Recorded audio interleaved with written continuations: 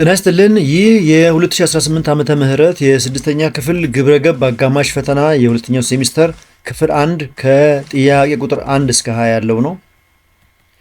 ጥያቄ ቁጥር 1 ከሚከተሉት ውስጥ የሐቀኛ ሰው ባህሪያት ያልሆነው የቱ ነው? ሀ ወጥነት፣ ለ ታማኝነት፣ ሐመሮሃ ሐቀኝነት፣ መ ፈሪነት።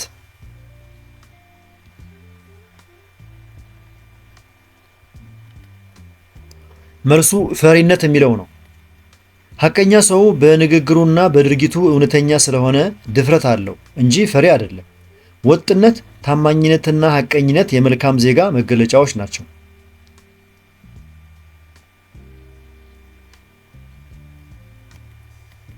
ጥያቄ ቁጥር 2 ከሚከተሉት ውስጥ አንዱ ሐቀኝነትን የሚያንጸባርቅ ድርጊት ነው። ሀ ውሸትን መናገር፣ ለ ስህተትን አለመቀበል፣ ሐመርሃ ቃልን አለማክበር፣ መ ስህተትን መቃወም።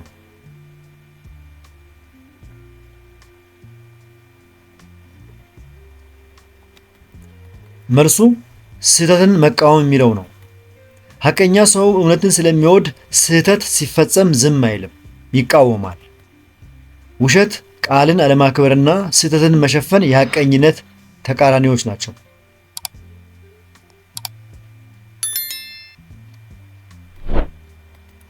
ሶስተኛ ያለ ፍርሃት ፈተናን የመጋፈጥ ችሎታ ምን ይባላል? ሀ ታማኝነት፣ ለ ድፍረት፣ ሐመሮሃ ርህራሄ፣ መ ትህትና።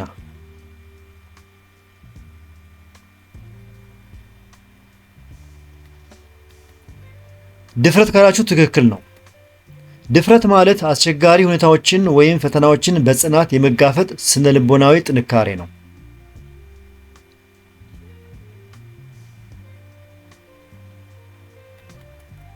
አራተኛ የሌሎችን ስሜት የመረዳት ፈቃደኝነትን የሚያመለክተው የቱ ነው?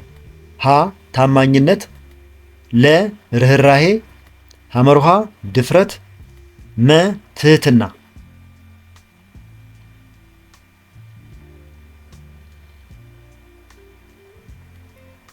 መልሱ ርህራሄ ነው። ርህራሄ ማለት የሌሎችን ችግርና ስሜት እንደ ራስ አድርጎ መረዳትና ለሌሎች ማሰብ ነው።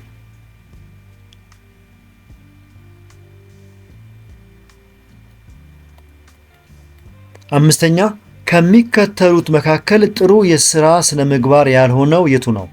ሀ የሥራ ሰዓትን ማክበር፣ ጊዜን በከንቱ አለማባከን፣ ለ ስራን በወቅቱና በተገቢው የጥራት ደረጃ በቅንነት ማከናወን፣ ሐመርሃ የጉልበትም ሆነ የአእምሮ ስራዎች ጠቃሚ መሆናቸውን መረዳት፣ መ የተማሩ ዜጎች በጉልበትና በቴክኒክ ስራዎች ላይ ሳይሆን በቢሮ ስራዎች ላይ ማሰማራት።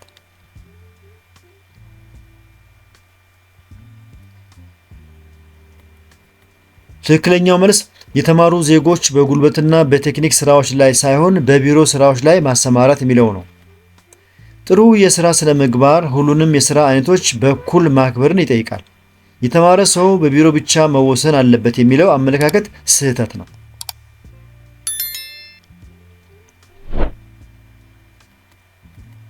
ስድስተኛ ከሚከተሉት ውስጥ አንዱ በሐቀኝነት መስራት ጥቅሞች መካከል አይመደብም። ሀ ማህበራዊ ትስስርን ያጠናክራል፣ ለ ለማህበረሰብ እድገት አስተዋጽኦ አለው፣ ሐመርሃ የችግር ፈቺነት ክህሎትን ይቀንሳል፣ መ በሌሎች ዘንድ እምነትና አክብሮትን እንድናገኝ ያደርጋል።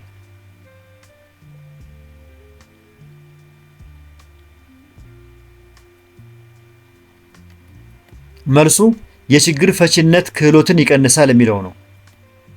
ሐቀኝነት ችግሮችን በትክክል እንድንረዳና እንድንፈታ ስለሚረዳ የችግር ፈቺነት ክህሎትን ይጨምራል እንጂ አይቀንስም።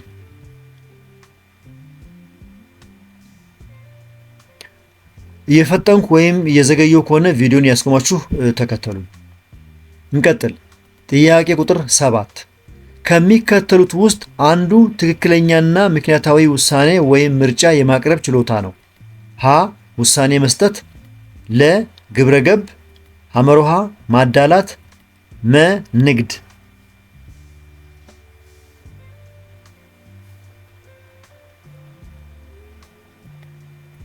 መልሱ ውሳኔ መስጠት ነው።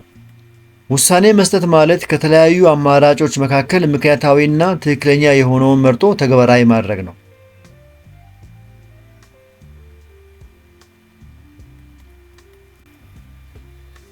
ስምንተኛ ችግሩን መተንተንና መረዳት የተሻለ ውሳኔ ለመወሰን የተለያዩ አማራጮችን ግምት ውስጥ ማስገባት እንደሚያስፈልግ የሚያሳየው ጽንሰ ሐሳብ የቱ ነው? ሀ አሳቢነት፣ ለ ምክንያታዊነት፣ ሐመሮሃ ፍቅር፣ መ ሙስና።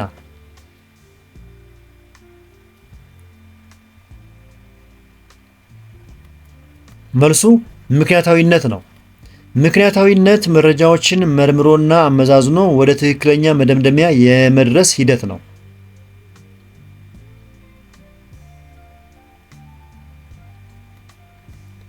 ዘጠነኛ አንድ ጊዜ ችግሩ ምን እንደሆነ ከታወቀ እንዴት መፈታት እንደሚቻል ማሰብ የምንችልበት ግብረ ገባዊ ውሳኔ አሰጣጥ ደረጃ ስንት ነው?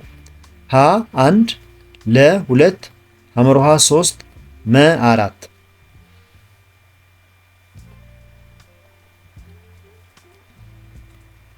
መልሱ 2 ነው። በግብረ ገባዊ ውሳኔ አሰጣጥ ሂደት ውስጥ ችግሩን መለየት አንደኛው ደረጃ ሲሆን አማራጭ መፍትሄዎችን ማሰብ ደግሞ ሁለተኛው ደረጃ ነው።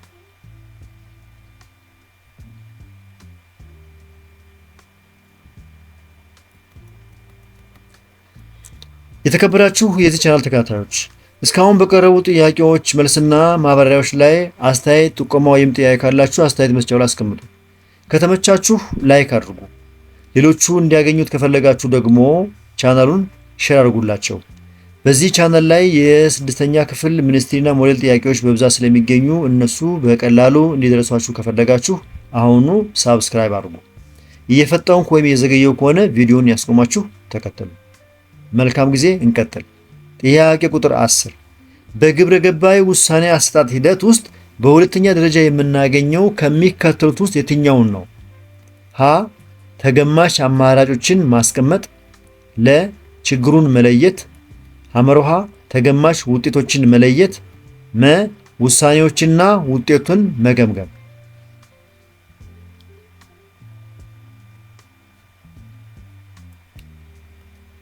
ትክክለኛው መልስ ተገማች አማራጮችን ማስቀመጥ የሚለው ነው።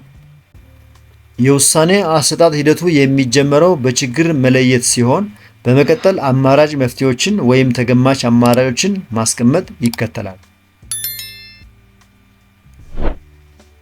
11ኛ ሁሉንም መረጃዎች ከገመገምን በኋላ ለራሳችን በጣም ጥሩ የሚመስለውን አማራጭ ለመምረጥ ዝግጁ መሆን ዳሽ ይባላል። ሀ ተገማች አማራጮችን ማስቀመጥ፣ ለ ውሳኔ ላይ መድረስና መከታተል፣ ሐመሮሃ ተገማች ውጤቶችን መለየት፣ መ ውሳኔያችንና ውጤቱን መገምገም።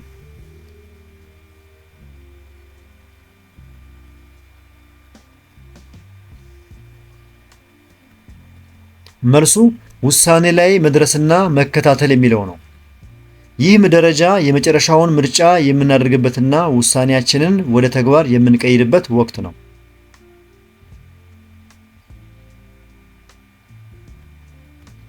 ጥያቄ ቁጥር 12 ከሚከተሉት ውስጥ አንዱ ስለ ተገማች ውጤቶች መለየትን የሚያመላክት ጥያቄ ነው። ሀ ሕግን የተከተለ ውሳኔ ነው። ለ ደግነት የጎደለው ነው። ሐመሮሃ ለምን ይህን ምርጫ አደረግኩ? መ ለማወቅ የሞከርን ያለው ምንድን ነው?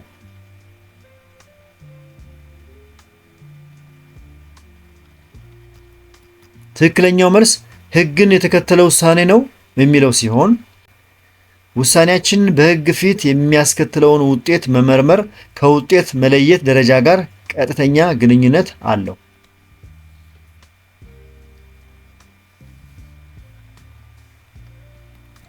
13ኛ ግብረ ገባዊ ውሳኔ አሰጣጥ ለምን ይጠቅማል? ሀ ችግር ፈጣሪ ለመሆን፣ ለ ኃላፊነት የማይሰማን እንድንሆን ያደርጋል፣ ሐመርሃ ስኬታማ ለመሆን፣ መ ስሜታዊ ሆነን ለመስራት ያግዛል።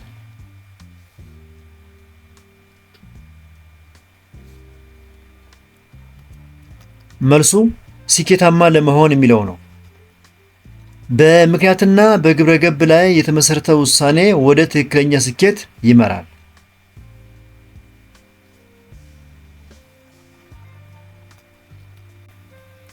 ጥያቄ ቁጥር 14 በግብረ ገባዊ ውሳኔ አሰጣጥ ሂደት ጊዜ ሊያጋጥሙ ከሚችሉ ተግዳሮቶች መካከል የሚገኘው የትኛው ነው?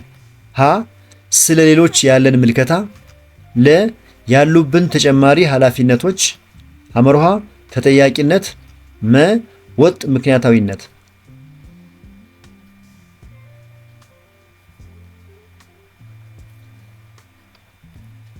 መልሱ ስለ ሌሎች ያለን ምልከታ የሚለው ነው። ለሰዎች ያለን አድሎ ወይም ቅድመ ግምት ትክክለኛና ፍትሃዊ ውሳኔ እንዳንወስን እንቅፋት ሊሆንብን ይችላል።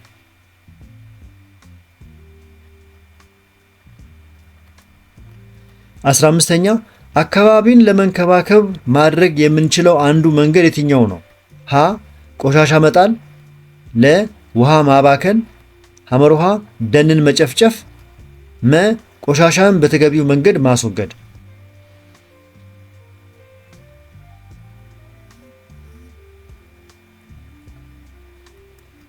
መልሱ ቆሻሻን በተገቢው መንገድ ማስወገድ የሚለው ነው።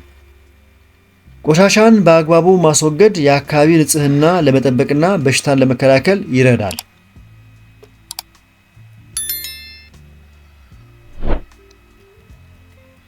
16ኛ አንድ ሰው ቆሻሻ ሲጥል ካያችሁ ምን ማድረግ አለባችሁ?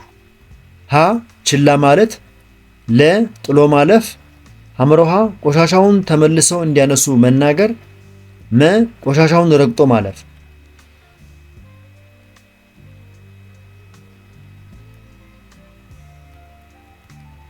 ቆሻሻውን ተመልሰው እንዲያነሱ መናገር ካላችሁ ትክክል ነው። ምክንያቱም እንደ ጥሩ ዜጋ አካባቢን መበከል ስህተት መሆኑን በማሳወቅ ቆሻሻውን እንዲያነሱ ማሳሰብ ይገባል።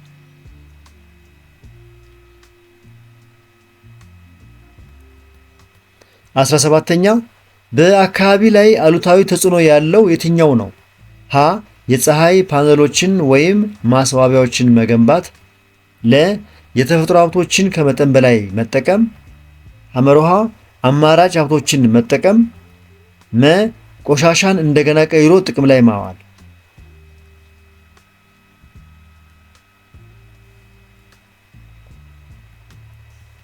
መልሱ የተፈጥሮ ሀብቶችን ከመጠን በላይ መጠቀም የሚለው ነው።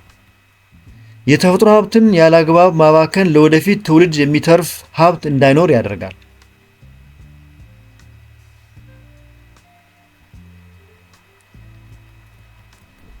18ኛ ከሚከተሉት ውስጥ ቆሻሻን እንደገና ቀይሮ ጥቅም ላይ የማዋል ጥቅም ያልሆነው የቱ ነው? ሀ የቆሻሻ ማጠራቀሚያ ቦታን ይቆጥባል፣ ለ ገንዘብን ይቆጥባል፣ ሐመርሃ የተፈጥሮ ሀብቶችን ይቆጥባል፣ መ ስነ ምህዳርን ያዛባል።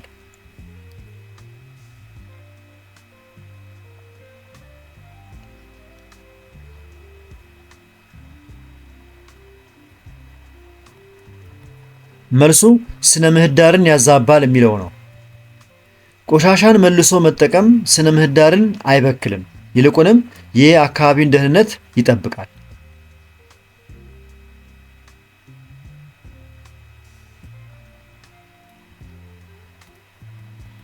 ጥያቄ ቁጥር 19 አካባቢ ጥበቃ ምን ማለት ነው?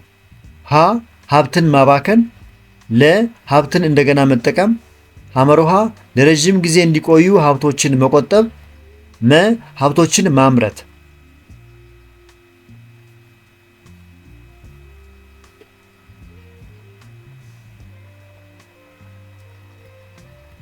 መልሱ ለና ሐመርሃ ነው። ሀብትን እንደገና መጠቀምና ለረጅም ጊዜ እንዲቆዩ ሀብቶችን መቆጠብ የሚለው ሲሆን አካባቢ ጥበቃ ማለት የተፈጥሮ ሀብቶች ሳይባክኑ ለረጅም ጊዜ ጥቅም እንዲሰጡ የመንከባከብ ስራና የተጠቀምናቸውን ሀብቶች በድጋሚ በማቀናበር ጥቅም ላይ እንዲውሉ ማድረግንም ያካትታል።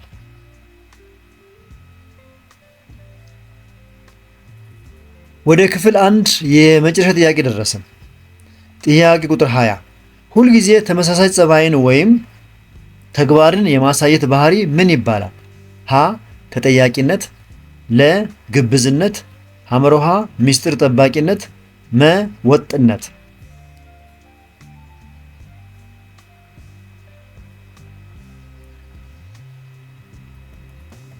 መልሱ ወጥነት የሚለው ነው። ወጥነት ማለት አንድ ሰው የሚናገረውና የሚያደርገውን ነገር በተመሳሳይ ተግባርና ጸባይ ማሳየት ሲችል መሆኑን ያሳያል። በዚህ ቻናል ላይ የተለያዩ የስድስተኛ ክፍል ሞዴልና ሚኒስትሪ ጥያቄዎች ስለሚገኙ እነሱን በቀላሉ ለማግኘት ቻናሉን ሳብስክራይብ አድርጉ። እየፈጠንኩ ወይም የዘገየው ከሆነ ያቀረብኩላችሁ ቪዲዮን ያስቆማችሁ ተከተሉ። ነገ በክፍል 2 እስከምንገናኝ ድረስ መልካም የጥናትና የዝግጅት ጊዜ ይሁንላችሁ። ቻው።